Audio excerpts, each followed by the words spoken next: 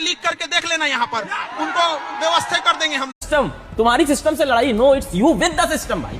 State level entrance exam पे चले जाना चाहिए, क्योंकि अगर आप नीट का पेपर लीक होने की वजह से छात्र ने अपनी जान दे दी है। और ये कोई पहली बार नहीं है जब नीट का पेपर लीक हुआ, इससे पहले नीट का पेपर लीक हो चुका है।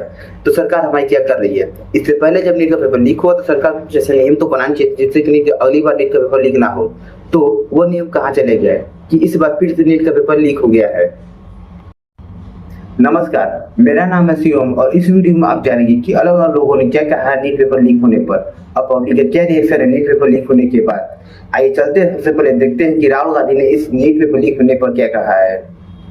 पेपर लीक हुआ है और 2 करोड़ युवाओं का भविष्य बर्बाद हुआ है। प्रधानमंत्री को इमीडिएट ऑर्डर देना चाहिए कि धर्मेंद्र प्रधान जी को इस्तीफा दें, उनको सैक किया जाए और जो गिल्टी लोग हैं उनको पकड़ के जेल में डाला जाए।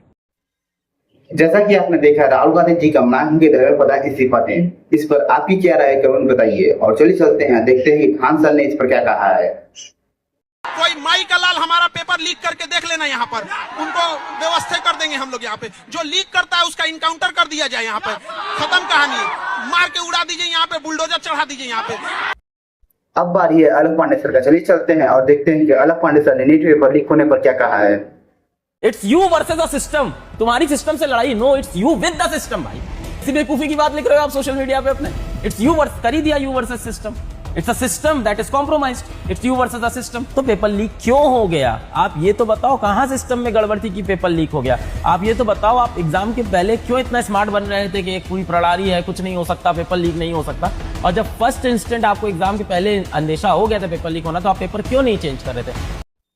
और आगे बढ़ने से पहले मैं तुमको ले चलता हूँ उस टीचर के पास जिसने नीट का पेपर लीक किया और वह महाराष्ट्र में अपनी कोचिंग सेंटर भी चलाता था, जिसे बच्चे एम सर के नाम से जानते थे।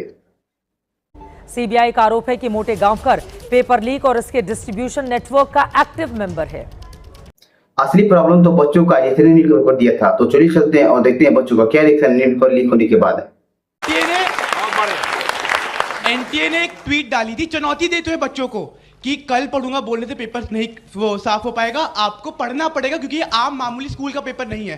पेपर लीक हुआ, एनटी ने डिलीट कर दी वो ट्वीट। एनटी खुद कतरा रही है रिस्पॉन्सिबिलिटी लेने से, तो आप क्यों नहीं कर रहे हैं कुछ? ठीक है सर, ये कि क्या अब हमें पुराने स्टेट लेवल एंट्रेंस एग्जाम पे चले जाना चाहिए, क्योंकि अगर अब दोबारा पेपर लीक होगा तो पूरे देश को भुगतना तो नहीं पड़ेगा। कम से कम स्टेट पे था तो कम से कम एक बोतल की ढक्कन तक अलाउड नहीं थी, पर पहले से ही पूरा पेपर बाहर अलाउड था। जब जितनी सिक्योरिटी एक स्टूडेंट की चेकिंग में आप लगाते हो, काश उतना ही सिक्योरिटी पेपर को सिक्योर करने में लगा